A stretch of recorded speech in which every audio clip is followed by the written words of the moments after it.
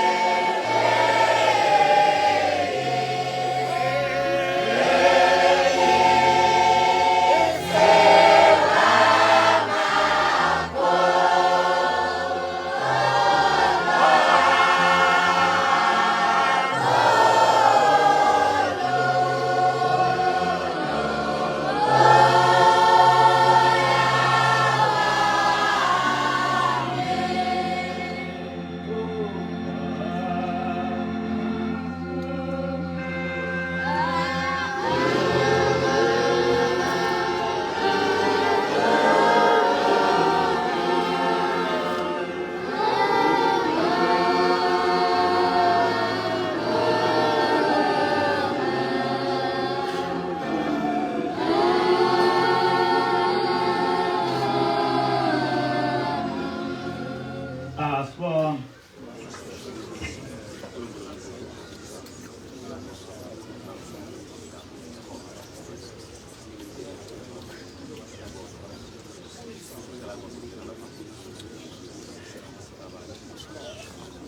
Amen.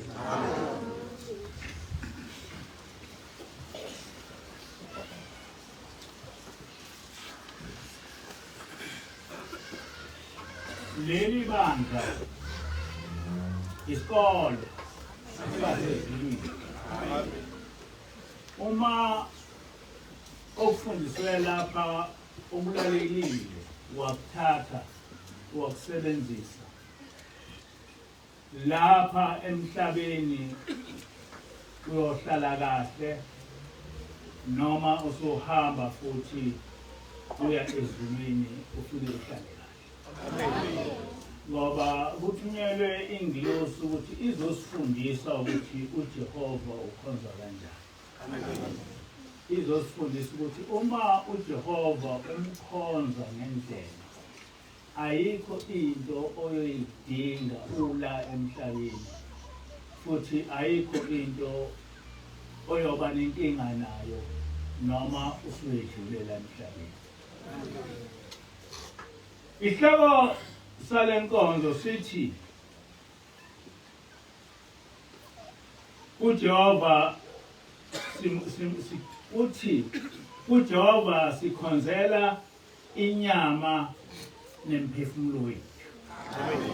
uJehova sikhonzela inyama nemiphefumulo wethu. Kusho ukuthini ukuthi uJehova sikhonzela inyama nomphefumulo wethu? Ukuthi kuJehova sikhonzela inyama nomphefumulo wethu uchaza ukuthi uJehova simkhonzela ukuthi siselapha emhlabeni ebe umvikeli wethu kulo lonke usizi, ebe umlamuleli wethu kulo lonke usizi, sila emhlabeni sisenyameni. Emphefumulweni kusho ukuthi uma ukhonza uJehova uzothi ma wedlula la emhlabeni uya ezulwini.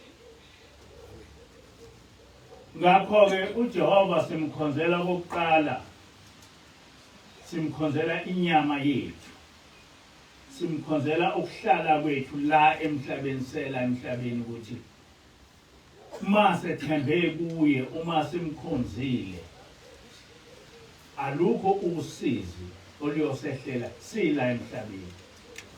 Kodwa futhi uma sekufika isikhathi sokuthi sihambe siye ezulwini, uma besikhonza uJehova nasezulwini futhi siyohlala kahle. So zimbili izinto esimkhonzela yona uJehova. Simkhonzela ukuthi sisenyameni sihlale kahle futhi sesisezulwini sihlale kahle. uJehova ukhonzwa kanjani? Noma kusho ukuthini ukuthi uJehova simkhonzela enyameni? Sengikuchazile lokho. Kodwa yena uJehova ukhonzwa kanjani? uJehova ukhonzwa ngezinto ezimbili. Ukhonzwa ngomsebenzi obambekayo, bese ekhonzwa ngengqondo. Ukhonzwa umsebenzi obambekayo, bese futhi ekhonzwa ngengqondo. Kodwa uma uJehova uzomkhonza ngengqondo kuphela, ungazi ukumkhonza ngemsebenzi, akakusebenzeli. uJehova ukusebenzela uma uzomkhonza kakhulu ngomsebenzi obambekayo. Namhlanje uma ngingathi qala ekuseni uthandaza, ulala uthandaza, uvuka uthandaza, ngo-12 uthandaza, ngo-4 uthandaza. Mina ekuseni ngisebenzela uJehova, ntambama ngisebenzela uJehova, ngivuke ebusuku ngisebenzela uJehova, ekuseni ngisebenzela uJehova. Bese ngithi-ke asicele uNkulunkulu ukuthi asikhokhele noma asisize ngesikwenzile, ngesimkhonze ngakho. Wena obuthandaza ekuseni noma ulala nasebusuku nango-4, akho nto oyenzela uNkulunkulu. Kodwa wena osebenzele uNkulunkulu, wavuka ekuseni wasebenzela uNkulunkulu usuku lonke, uNkulunkulu ukunikeza isibusiso. Ngoba uNkulunkulu okusetshenziselweni ukhonzwa ngomsebenzi. Ngamanye amazwi uNkulunkulu ungathandazwa imini nobusuku kodwa ungayitholi. Kodwa uma unikela uyayithola into oyicela uNkulunkulu. Into yokuqala uNkulunkulu abantu abamkhonza ngayo ukuba besebenze bese bemnikelela. Washo nje uBabilana noma naseBhayibhelini kunjalo, wathi abantu bokuqala abakhonza uNkulunkulu amadodana ka-Adamu no-Eva. Omunye waye enemfuyo, omunye elima. Lo onemfuyo enikela ngemfuyo yakhe ehlabeni uNkulunkulu. Lo olimayo ehambise lokho kuthole ensimini.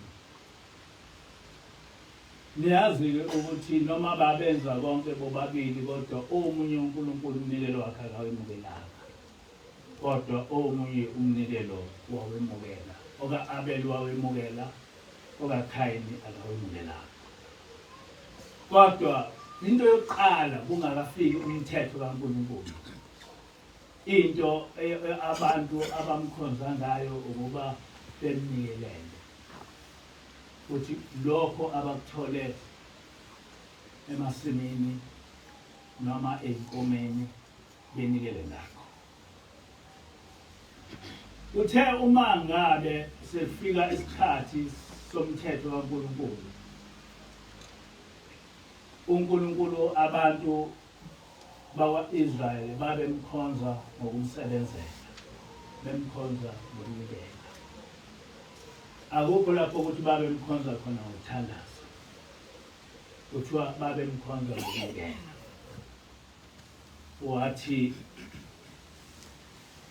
labo abaney'nhliziyo ey'vumayo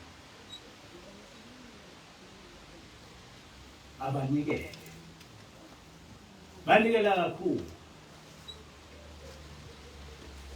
Ayikho into eyedlula ukuthi ukhonze uNkulunkulu ngomsebenzi.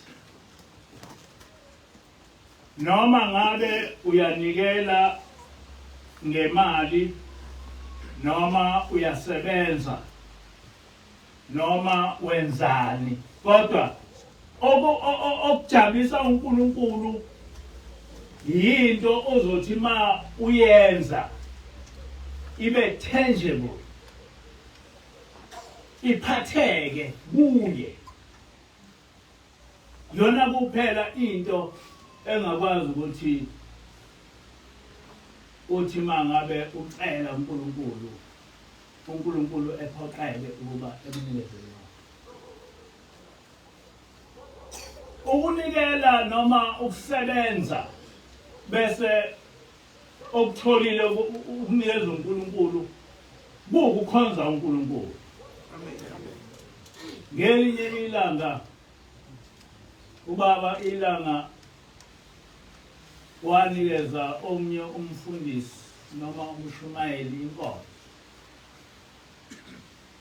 Thema eyiphethe lenkonzo umshumayeli wathi uNkulunkulu akadinge lutho lolu, akadinge golide, akadinge siliva, akadinge imali, akadinge inkomo umhlatshelo. Kuphela uNkulunkulu ufuna umphefumulo wakhe. Wathi mayiqeda ushumayela, wathi baba pho lezi inkomo esiyihlabayo suke siyihlabela bani ngoba uNkulunkulu akayidingi? Pho le mnikelo suke siyinikela labani ngoba uNkulunkulu akayidingi?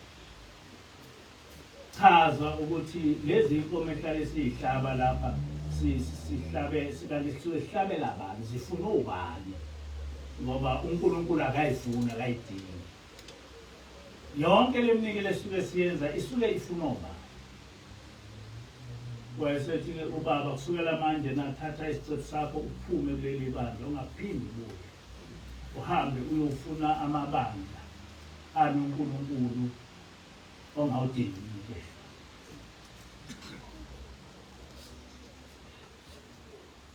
Ngaso leso sikhathi wathi ngayiphume ihambe, ingaphindi ibe phakathi komanazarete. Ngoba uNkulunkulu yena emkhonzayo akawudingi umnikelo.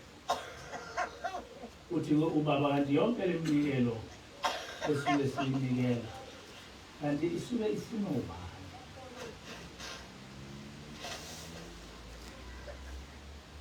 Imnikelo other than ukuthandaza iyona ndlela kuphela edlula konke ukukhonza uNkulunkulu. Kanjani? Kwa-Israyeli abantu bamhluka uNkulunkulu, bathe sebemhlukile uNkulunkulu kwase kuba nenkosi uHezekile. uHezekile wafike wababuyisa abantu uNkulunkulu, wasikhisa zonke lezi zinto asebekhonza kuzo, walungisa ithempeli, wenza yonke into. wababuyisa bonke abantu uNkulunkulu. Uthe sebabuyisile uNkulunkulu wayese ephathwa lithumba. Uma ephathwa lithumba uNkulunkulu wayesethuma uIsaiah akamtshela ukuthi leli thumba lizombulala. Uma uhezeli ibuzwa lokho wabheka odongeni wakhala wathi Nkosi, ngicela ukuba inkosi ngakwenzela lokhu nalokhu nalokhu nalokhu nalokhu nalokhu. Ngaphendula abantu ngenza lokhu nalokhu, wayibala zonke izinto. Wathi pho ukhona wena engikwenzele zonke lezi zinto usungavuma ukuthi ngibulawe yithumba. uNkulunkulu wayesebiza uIsaiah wathi umzwile uhezekile ukuthi utheni. Uhezekile yonke lento oyikhulumile ukhulume iqiniso. Yonke lento oyibalile ukuthi ungenzele yona ube ikhuluma iqiniso. Ngakho ke sengiyacisha lokhu ukuthi uzobulawa yithumba. Senginikeza iminyaka e10 neminyaka e5 ngaphezulu ukuthi ephile. Amen. Ephiliswa ukuthi ubale imisebenzi oyenzile eyenzela mina. Angazi noma niyangizwa. Ubale imisebenzi oyenzile eyenzela mina. Ngakho ke angikwazi ukuthi ngivume ukuthi efe. Ngamanye amazwi ukuze uNkulunkulu responde positively ekukhonzeni kwakho, kufanele ukukhonza kwakho kube umsebenzi, either umnikelo. Umnikelo awusho kuphela ukunikela ngemali, kodwa usho noma yipi into oyenzayo uyenzela uNkulunkulu.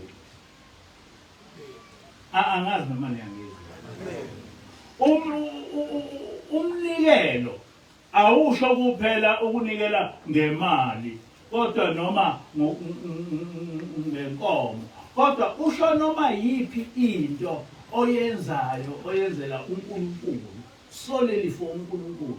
Leyo nto leyo iwumnikelo, and leyo nto leyo iyakwazi ukuthi yenze uNkulunkulu enze into, ekwenzele into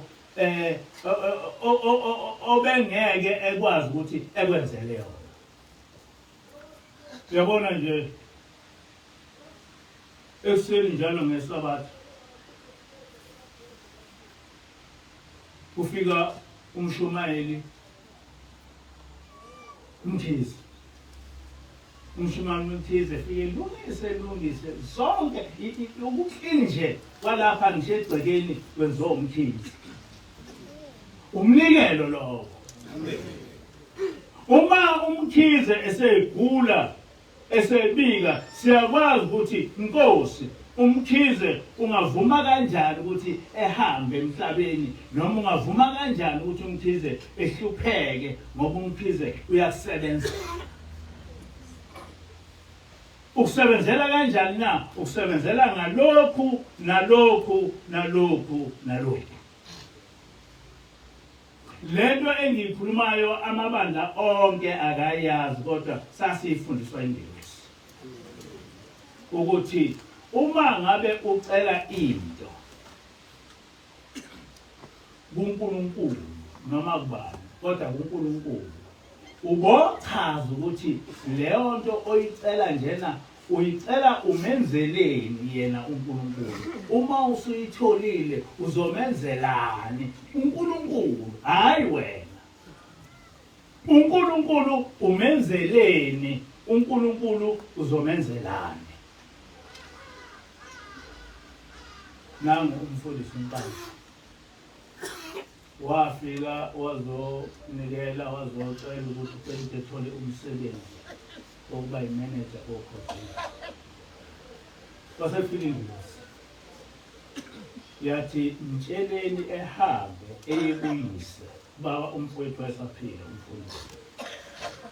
Efike ewucele lo msebenzi buyise, kodwa uma ewucela lo msebenzi echaze ukuthi uma ewuthola lo msebenzi uzomsiza ngani uyise.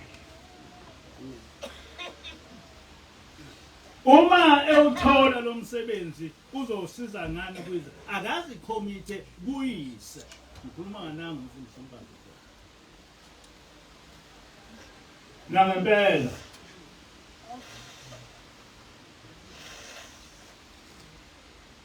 Amen. Nangempela wahamba umfundisi uMpande waya kumnewethu wafike wawucela umsebenzi. Wachaza ukuthi uma nguthola lo msebenzi ngizokwazi ukuthi ngikonde ngisize nabazali nomama wami ngizomsiza. Wayesethi umnewethu inkosi ikubusise. Wawuthola umsebenzi wokuba imanager okhosini. Amen. Ikhuluma ngezinto ezithenjele. Nangu umfundisi Ntuli. Umfundisi Ntuli waqala la wayesehamba eGoli. Uthema eseGoli wasebenza kakhulu. Akha ithempeli laseGoli. Wangagcina ngalokho. uNtuli wanikela kakhulu, wanikela uNtuli unikela ngisho abantu abaningi abawunikele abakunikela okweshumi. Kodwa umfundisi uNtuli uyawunikela okweshumi.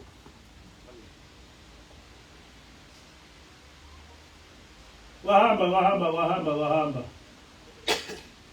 uNtuli wafika esezobika ukuthi umsebenzi yaphela. Bazodiliza bonke. Usala abantu aba-6. Ebikela thina. Wahamba umkhokheli wayobikela uShembe. Wathi, Nkosi, nangu umfundisi wakho uphelela umsebenzi. Lo mfundisi wenze lokhu nalokhu enzela wena. Lo mfundisi lona unabantwana. Lo mfundisi unonkosikazi. Lo mfundisi unendlu engicabanga ukuthi usayikhokhela. Uma ngabe ephelela umsebenzi uzophila kanjani? Uyabona inkosi ukuthi uma umfundisi uNtuli ephelela umsebenzi lizophela ibandla laseGoli. Sitshela uShembe ngendaba kaMfundisi uNtuli. Angidingi ukuthi ngikhumbuze ukuthi wenze kahle. Umfundisi uNtuli kwakudilizwa abantu babo 89 noma 89 nangazi. Ya. Kuzosala abantu aba-6. Wadilizwa ngisho imanager zakhe. Wadilizwa ngisho induna zakhe. Wasala nabantu aba-6. Lokhu kuzwakala kuyinto impossible. Kodwa yenzeka unangumfundisi uNtuli. Amen. Kodwa ngaphambi kokuthi enze umfundisi uNtuli, umfundisi uNtuli wathi ma esibikela sahamba sayobikela uShembe ukuthi lo muntu ozophelela umsebenzi, uma ephelela umsebenzi leli bandla lizo-affecteka ngalokhu. Sicela Nkosi ukuthi ungampheleli umfundisi uNtuli umsebenzi. Kodwa sikhuluma into esingeke siyazi ukuthi ingenzeka kanjani. Ukuthi ingenzeka kanjani ukuthi umuntu one-few years eqala ukusebenza enganasikhundla. Bese sibheka ukuthi kubantu abawu-89 abazodilizwa uzokwazi ukusala yena kudingeke abantu abawusisi kuphela ukubesala. Kodwa njengoba ngikhuluma nje nangu ngifundisa uNtulu namanje usasebenza. Amen.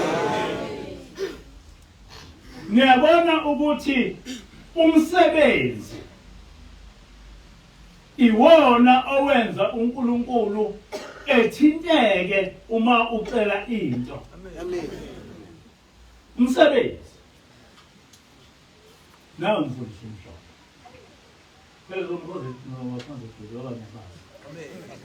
Nawe mfundisi. Umfundisi umdlalo mhlale ngisho ukuthi wafika lapha ehlupheka yonke into ebundene ekhaya. Nangazi ukuthi wenza lokho Nazareth. Kodwa uthema eqala waqala ibhizinisi lakhe laqala la mase livukile ibhizinisi lakhe. So wonke amasabatha unikela ethi ngicela Nkosi ukuthi ungibheke ungivikele kulezi ingozi. Ngicela Nkosi ukuthi uvikele laba bantu ama securities army. Ngicela every Saturday. Hayi futhi unikela ngemali encane. Umfundisi umdlolo izinto ozenze lapha manje siqhamukela ukuhlupheka sibiza umfundisi umdlolo. Ngisho ngathi umfundisi umdlolo ngithathe manje ungise eGoli. Umfundisi umdlolo uzongena emotweni engafuni ngisho petrol ehambe eziyofika eGoli. NgoJuly kwaba mayitapele umntamo abanomntamo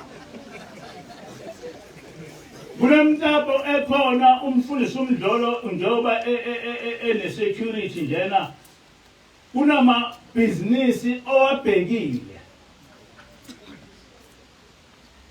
kwiDurban yonke akhona lodwa ibhizinisi elali libhekwe umfundisi umdlolo noma isecurity kamfundisi umdlolo elake latatshwa nelodwa kwathi naseduze kwawo asinda ngalo. Amen. Kwathi nalapho ongazange wafika khona bekungekho umuntu abantu bathe mabeya khona bathi kuneziphoki lapha badutshulwa ngabantu besifazane kungekho abantu besifazane. Amen. Badubuleka bonke abantu babaleka onke ama-business nezitolo ezazibhekwe ikhampani kamfundisi umdlolo akhona eyodwa yatatshwa neyodwa. Amen.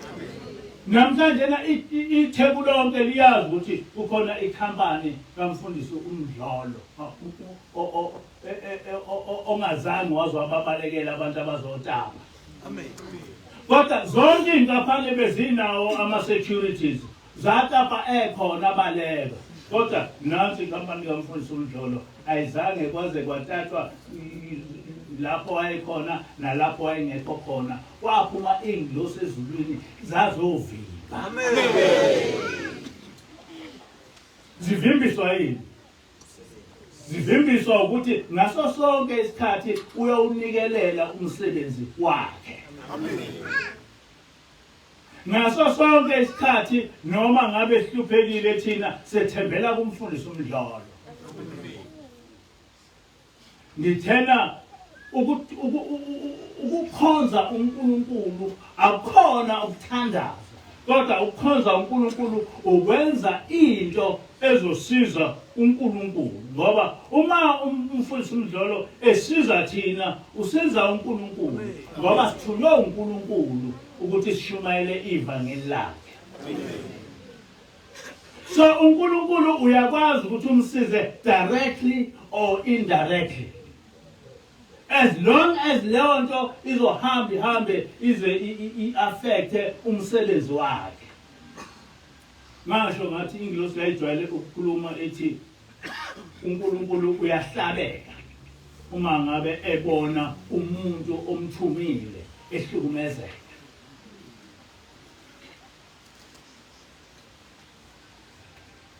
Nanguzi manje. Kanti ngikhuluma abantu abakuthi. Manje la kade ehlupheka kanti. Ngisho bathi wathi shobalele bomfana.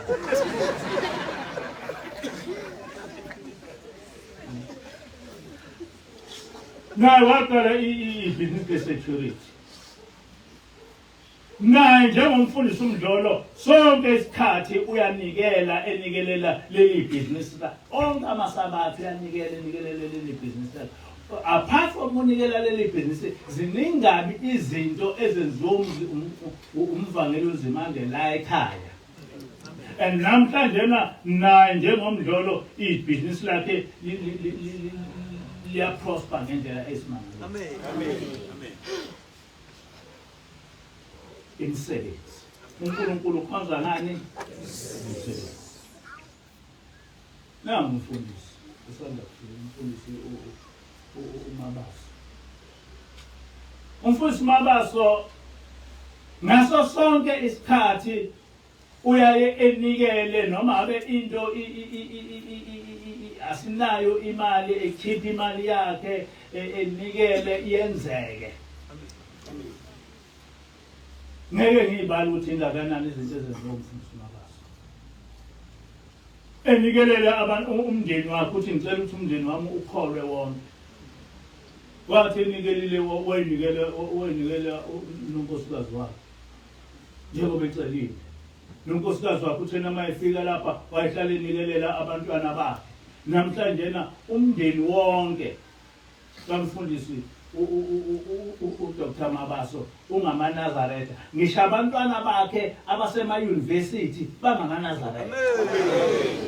Akuyona into elula leyo. Uma ukholwa lapha abantwana bayebesale. Kodwa umfundisi Mabaso uza nabo bonke abantwana bakhe eze nabo la ngoba bangamaNazaretha. Omunye uyiloya. Angomunye advocate noma ufana ake kodwa sesikhulu bamaza wasekhona. Bonke bangamaNazaretha kodwa banikelela abazali babo ukuthi lento yenzeke. Ungakhohlwa ukuthi ngaso sonke isikhathi umnikelo more than umthandazo wenza noma yini. Manje unikela uNkulunkulu uyakuzwa noma ucelana. Umfundisi uKhumalo wayejwayele ukushumayela ngami ukuthi mina ngachelelwa ekukhuleni kwami ngoba umama ngaso sonke isikhathi wesinikelela. Bakhona nalapha amakhosikazi engeke ngwabone enikelela abantwana babo. Bakho.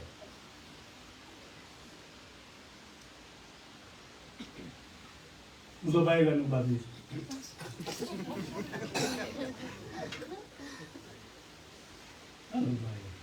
Ngoba iqiniso. Amen. Mkhokheli ubani lo unina lomfana lo kade efuna umthandazo. Mkhokheli Majozi. Mkhokheli Majozi ngasonke isikhathi uyanikelela abantwana bakhe. You know what happened? Nangu umfundisi uyokosi umfundisi uXhakaza uDr. Xhakaza. uDr. Xhakaza uyi-right hand yami. Amen. Ngendlela osebenza ngayo umfana wami. Njoba sengikhulile njena akho lutho enginenkinga yayo ngoDr. Xhakaza. Amen. Kodwa yonke lento yenzayo kanti ezulwini bayambona. Amen. Lelinye ilanga sezwe indlela sithi ningathini uma ngabe lo nkosazana ukhwezi ekana uDr. Xhakaza. Manje phela unkosazana unazi nonke akapho umuntu akaze ngasho unkosazana ukuthi konke ubani lona konke uba sonke uyasazi. Amen. Ningathini lo nkosazana uphezulu ekhaya noDr. Xhakaza. Sahleka thina. Dr. Xhakaza mdala nje ukulela. Bese unkosazana mdala. Wathi umfundisi uMadlala waganwa ingane engakanani. Isimganile kwenzekani? Bamazi abaningi umfundisi uMadlala. Amen. Bamazi ukuthi yena-ke waganwa ecishe eno-70 years noma 60 years. Sayilalela lena. Ngesonto elilandelayo uDr. Xhakaza wayesentshela ngey'nkinga zomndeni wakhe. Wayentshela ukuthi akazi ukuthi ngenze njani ukuthi ethole intombi eyiNazaretha ngoba uma ngabe engayitholi kulesi simo kusona impilo yakhe ikhulu. Ngethuka ngathi hawu. Kanti unkosazana bekhuluma lento nje bengadlali. Bese ngiyamtshela ngithi hayibo uthini manje? Ngoba unkosazana ukhulume kanje ngawe. Bathi uDr. Xhakaza angiyazi leyo ngane.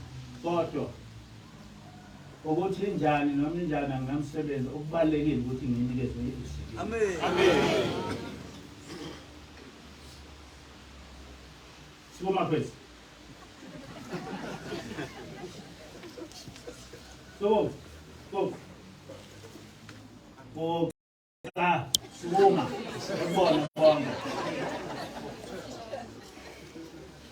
Okay. Amen. Sinomakoti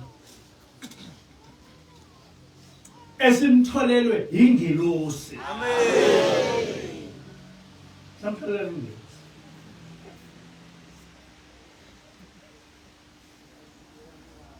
Ngakayiqedi indaba kamfundisi uMdlolo.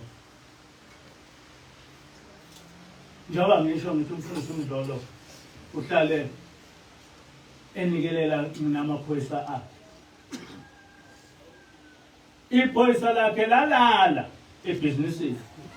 Lalela ukuthola. Zafika igebengu. Zamvusa seziphambi kwakhe zimphathela isibhamu. Angazi noma wazama ukwenzani, zamdubula bukhoma, hayi ukuthi ngikude kabi kunalomfana engimba. Zamdubula bukhoma several times. Zimdubula eduze kwakhe. Kodwa inhlamvu angazi noma zaphuma noma zenze njani. Babona ukuthi kunzima lo wathatha babaleka wathatha amatshe isecurity yabafupha ngayo. Amen. Amen. No security ngayibiza la. Niyakhumbula lo. Amen. Why? Yayingalo nemishini Nazaretha. Kodwa ngomnikelo ngomsebenzi wobasi wakhe leyo security leyo yasinda. Amen. Amen. Manje ke thina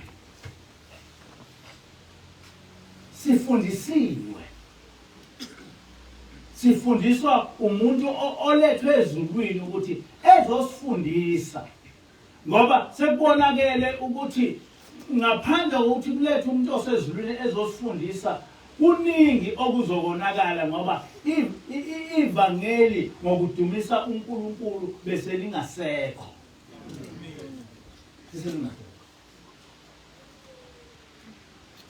Ayikho into abantwana basezulwini edlula ukusebenzela uNkulunkulu. Uma ungenawo umnikelo onele, get anything ezosebenzela uNkulunkulu ngaye ngakho ngalokho ezosebenzela uNkulunkulu. Kade nimbona omunye umakoti obela phansi. Lo makoti lona usebenza noDelo. Usanda ukuthola umsebenzi. Wathola ukuthi lo makoti lona udla amagoboko. Wathi uDelwa thinga lento hamba uyoyithinga. Ubuyele ekholweni. Wahamba nomakoti oyithinga leyo nto. Njoba eze lapha njena ulethe ukuza uDelwa. Umsebenzi. Amen. Ngalokho kwenza kwakhe uNkulunkulu uyomenzela into enkulu. Ngisho engafanele ukuthi efe. Uyakwazi ukubuza ukuthi Nkosi ngizofelani ngoba ngiyalokhuza abantu bakho ngiyabaphendula ngibalethe kuwe. Ngizofelani. Ebese uNkulunkulu lento oyikhulumayo uqinisile. Musukufa. Amen. Ezulwini kwabona ukuthi sengumuntu omdala. Njengoba ngumuntu omdala njena ngidinga umuntu fresh nomuntu onolwazi kakhulu ngezinto eziningi ukuthi angisize. Ngomnikeza nami Dr. Xhakaza. Amen. uDr. Xhakaza uma ngifuna ilokhuza ngifuna into njengoba nje nade ningizomshumayela eseni uyena ohambile ngathi hamba ungitholele lelokhuza lencwadi yalomlomo yalomlomo wangitholela isingisi ngathi hayi i-translate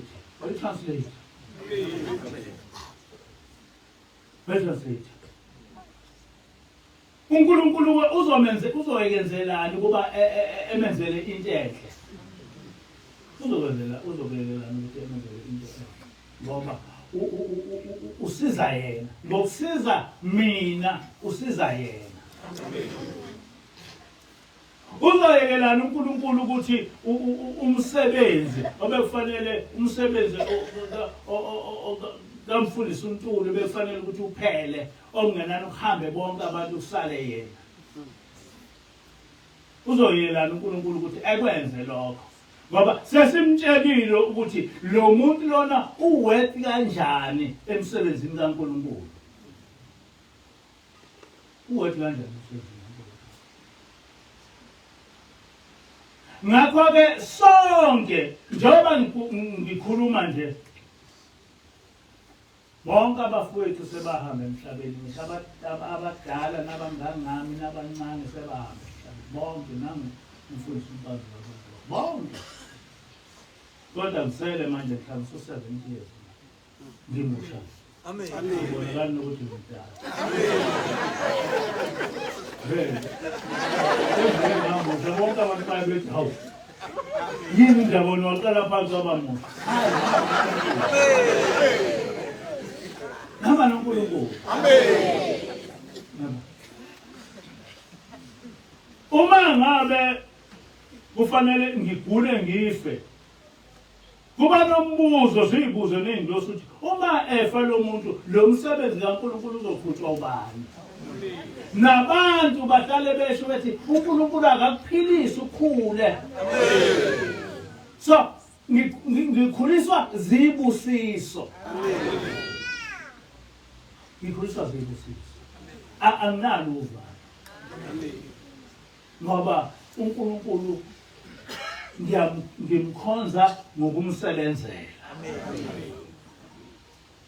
Angilali. Lenza intshumayelo and baningi abantu ngalezi intshumayelo zethu abaqale ukwazi indaba kaJehova. Abantu bebengalutho ngendaba yokukhonza uNkulunkulu. Lutho. Ngoba bakhohlisiwe bonke. Kodwa ngathi ngaleli bandla amehlo abantu emhlabeni aseyavuleka. Amen. Labo abangasithandi abasithandi ngoba bebona ingozi yokuthi laba bantu bazogcina benza abantu bonke bemazi uNkulunkulu bese kuthi thina esinamabhizinisi okukhohlisa abantu, amabhizinisi ethu okukhohlisa abantu awe. Yileyo nkinga. Kodwa noma imuphi umuntu ofuna uNkulunkulu uyazi ukuthi no, uNkulunkulu ngiyomthola e-NCG. Amen. Ngokuthi abantu bekwazi ukuthi uNkulunkulu uyosithola ku-NCG, siyinto manjena enevelu kuNkulunkulu. Ngokuthi sibe into enevelu kuNkulunkulu, asikwazi ukuthi uma sicela into ingenzeki. Kuza isikhathi lapha esizocela noma yini uNkulunkulu yenzeke. Ngoba uNkulunkulu unamandla okwenza noma yini esiyicelayo. Thina nomkhokheli sesiyakwazi. Siyakwazi. Sikwazi ngokufundiswa, sikwazi ngokwenzelwa. Siyakwazi. Ngikhuluma-ke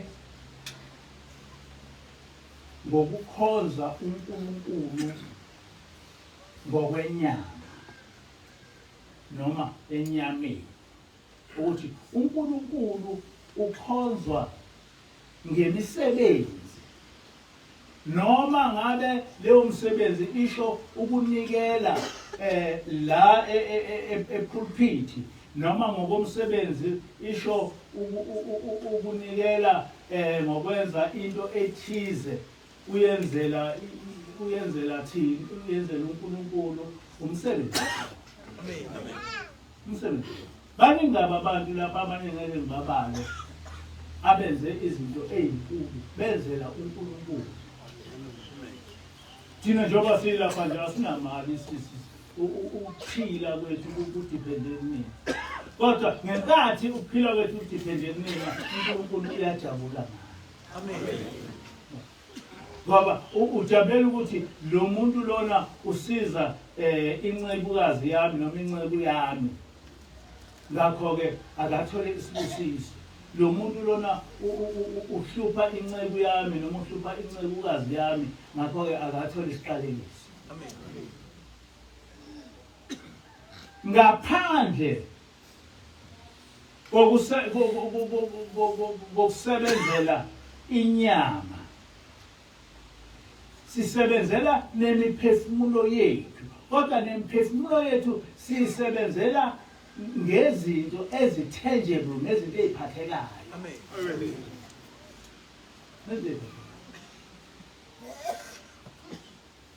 Kufika ingilosi yathi,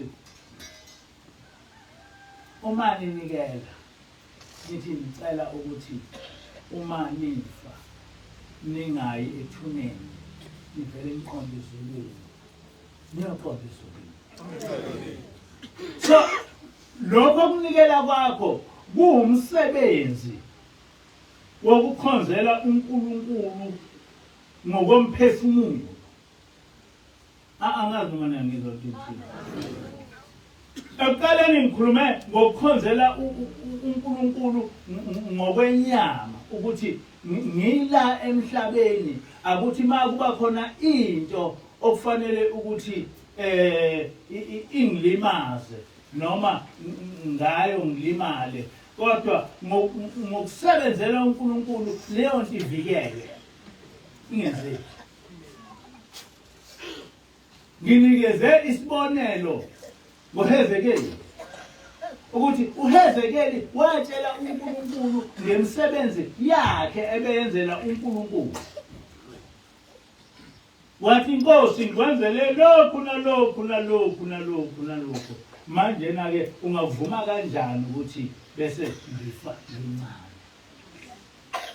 uNkulunkulu wathi ku-Isaya, umzwile yini ukuthi uHezekeli utheni? Lento oyikhulumile iyiqiniso. Iyiqiniso. Ngamnikazisanga laba abantu abala endlini ukuthi ilokhuza isibonelo esihle umfundisi uNtuli. Izinto ezenzeka kumfundisi uNtuli they are near impossible ukuthi zazingenzeka kanjani. Kodwa ngokuhlala nje eshumayela ivangeli enikela njengoba ngisho ukuthi uNtuli uyena among our people engeke ngithole enikeza ngokweshumi kuyo yonke inyanga enza ukuthi leli bandla likwazi ukuthi lisimame. Hayi ukuthi ucebile kodwa ukunikela ngokweshumi eshumayela uNkulunkulu wamkhumbula umsebenzi ofanele ukuthi uphele waqhubeka kuye yedwa.